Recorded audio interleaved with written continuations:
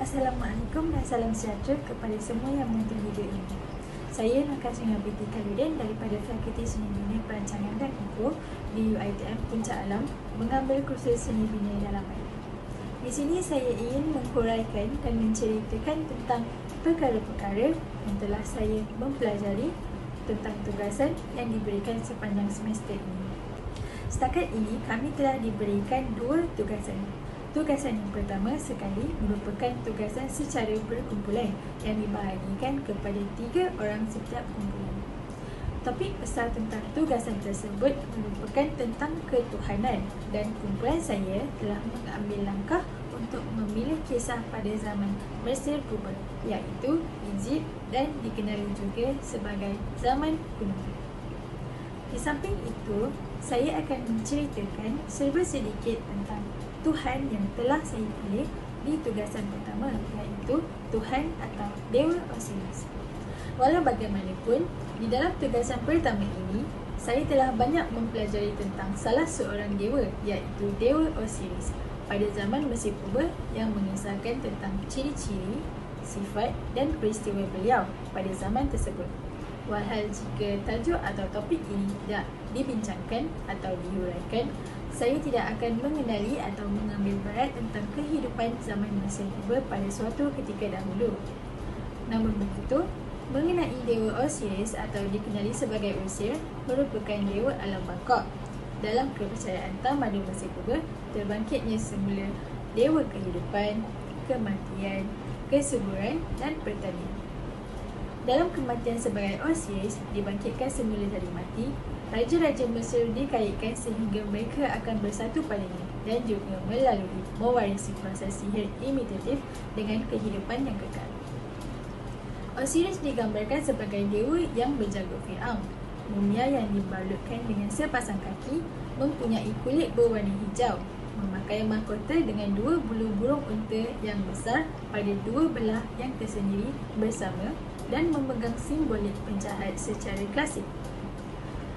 Osiris digambarkan mirip rupa mahkota putih Mesir Hulu, memakai mahkota Atef sebagai raja para dewa, tetapi di bahagian tepi terdapat 2 bulu unta. Dipegangnya sebatang tongkat yang berkilau dan penebah oleh Osiris. Pada gilirannya digabungkan bersama peranan ganda dengan konsep pemerintahan Raja Ilahi Mesir, iaitu raja yang mati menjadi Osiris, dewa dunia bawah, dan anak raja yang mati, manakala raja yang masih hidup dikenali dengan Horus, dewa langit. Oleh itu, Osiris dan Horus adalah bapa dan anak lelaki. Dewa Isis, isteri kepada Osiris, adalah ibu kepada Horus dan pemaisuri Osiris. Dewa Set dianggap musuh Horus dan pembunuh Osiris. Para Fir'aun yang menyatukan ruh dengan Osiris akan terdapatnya keabadian dan dipercayai para Fir'aun yang mangkat. Osiris dikaitkan dengan kitaran banjir di Sungai Nil yang menaikkan kap pada awal takwim dan bintang-bintang berlangit. Selain itu, mereka memainkan peranan yang penting dalam menampung hidup ketamakan. Osiris memperluaskan di Empire Rom tentang pengaruh ajaran serta sering disembah sehingga di tanah Mesir tersebarnya agama Kristian. Kaitan Osiris dengan harapan yang sama melalui proses peniruan magis dengan mewarisi kehidupan abadi serta bersatu secara spiritual dengannya. Oleh sebab itu, para Fir'aun penguasa Mesir kaitkan tentang Osiris dengan kematian. Osiris bukan sahaja hakim yang pengampun dan pengasih di alam baka, tetapi juga yang memberi kehidupan di dunia yang nyata, iaitu sebagai ejen alam baka, termasuklah banjir tahunan di Sungai Nil dan tumbuhnya tunas tanaman yang memberi kehidupan dan kesuburan kepada Mesir.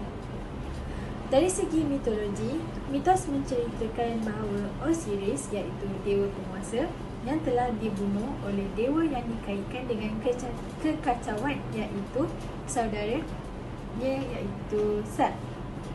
Dalam penceritaan lain, Isis ada gunakan mantra untuk hidupkan Osiris buat masa yang singkat supaya dia dapat menghamilkan Isis, iaitu isterinya. Selepas mengawetkan dan mengebumikan Osiris, Isis berputerakan Horus. Dengan itu, Osiris menjadi dewa alam ghaib. Kematian dan kehidupan semula Osiris dikaitkan dengan sungai Nil yang membanjir dan menyurut, dan tanaman yang hidup dan mati di lembah Nil. Akhir sekali, di dalam tugasan pertama ini, saya telah mengenali perwatakan Dewa Osiris dan juga peristiwa-peristiwa tentang beliau.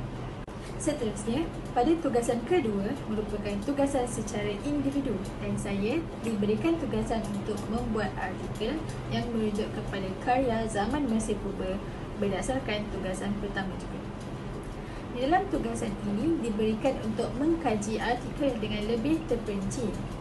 Artikel Papyrus of Ani, The Egyptian Book from the Dead, merupakan salah satu karya yang ditulis oleh Sir Ernest Alfred Thompson, Wallis Budge, atau dikenali sebagai E.A. Wallis Budge, yang menceritakan mengenai teks pemakaman Mesir kuno yang umumnya ditulis pada papyrus dan digunakan sejak awal Kerajaan Baru. Dalam karya ini, penulis mendedahkan tentang sejarah kepercayaan mereka tentang kehidupan selepas mati, iaitu akhirat, dan dibahagikan kepada beberapa bab untuk menjelaskan mengenai perkara tersebut dengan lebih lanjut. Penulis E.A. Wallis Budge telah meringkaskan daripada buku besar The Egyptian Book from the Dead kepada Papyrus of Ani, Egyptian Book of the Dead, tentang perkara yang ingin disampaikan dan dihasilkan semula secara lengkap.